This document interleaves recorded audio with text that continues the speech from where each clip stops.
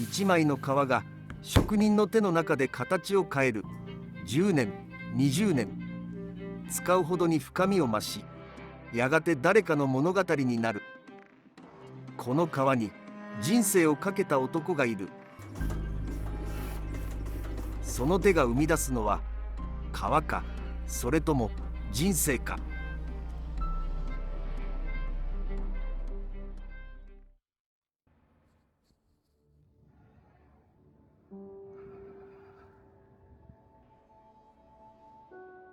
もう49で脱サラして新しいことをやろうと決めてたんですね。どれだ、オレンジ。20代の時から49歳っていうもう年齢を区切って、サラリーマンをやっていて、結果的に45で会社を辞めました。新しいものではなくて10年後に味が出る素材が好きで、例えばアイアンだとか流木とか苔とか、年数経つとやっぱ味が出てくるので、その中で、皮もそうだよなっていうのに行き着いて、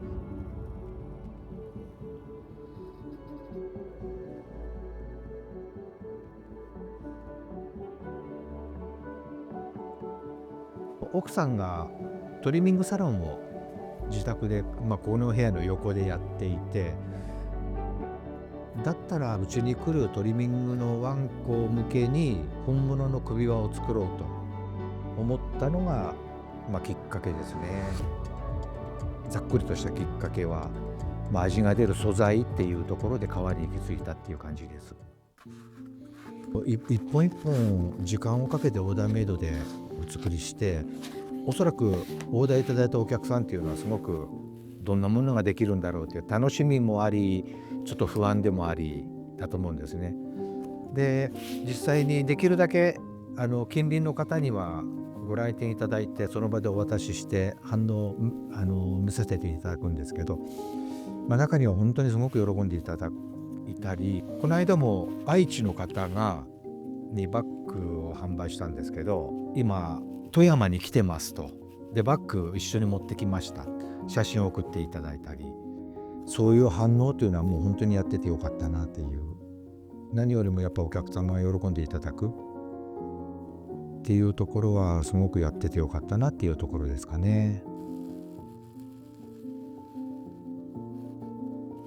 んな感じで。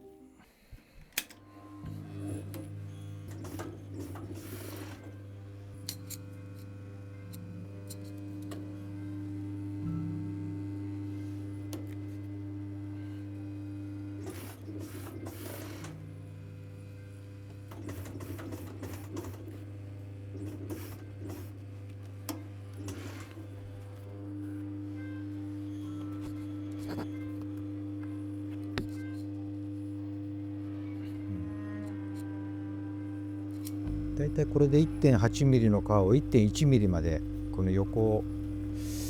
薄くすいてる感じですね。その方を思いながら作ります。納期も少し、実は2週間から1ヶ月ぐらい余分にいただくんですね、いつも。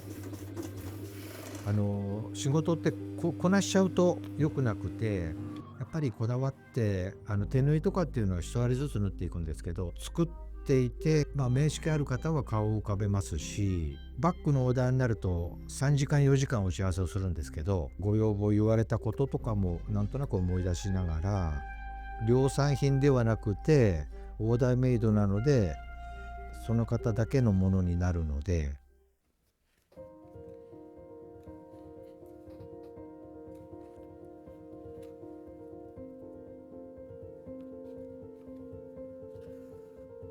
両側に針をつけて、一あれずつ8の字にこういうふうに縫っていくんですけど、ミシンと違って糸が1本なんですね。全部つながってるんですね。で今私63になるんですね。で初めて50からなんで13年で、最初の8年ぐらいはアルバイトで外の工房でミシンを踏みに行ったり、革の自分の、勉強になることをやってました。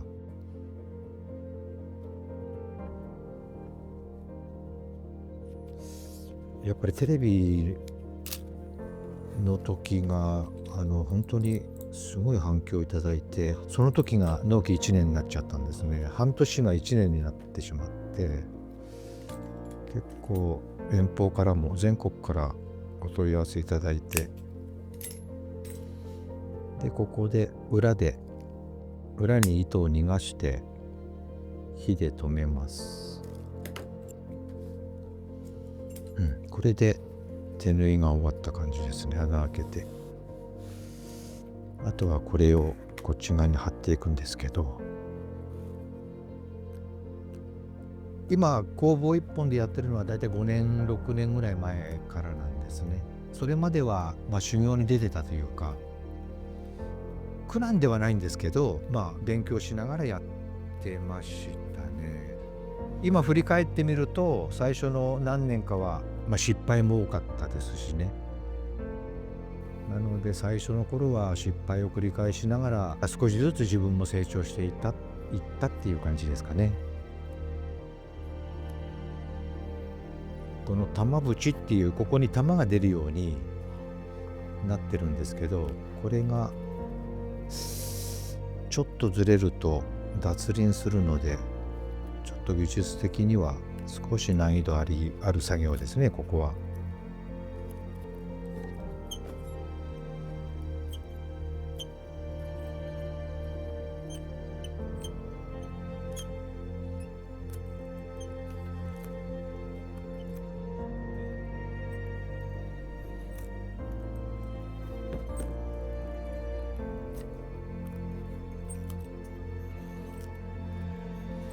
リペアの方をやられていて、リペアもそうですね。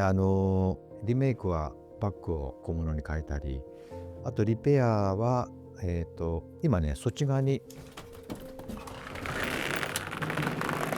こっちも工房なんですけど、この辺リペアでこの持ち手が切れちゃってるところを直したり、こういうのは多いですね。あとは今仕掛かってるランドセルをちょっとリメイク、こういうトレイに変えたりとか、ここでこういう抜き型でもう型を決めといて、例えばワンコとか車の形とかもそうですし、これバッグの形とかなんですけど、こういう抜き型で革をドーンと裁断するんですけれどもね。秘密基地みたいですごい。そうですね。もともとここ倉庫だったんですけど、そうなんですね。で最初は私ここで工房やってたんですよね。ミシンを置いて。今は裁断機とこの焼き印の機械だけなんですけどね。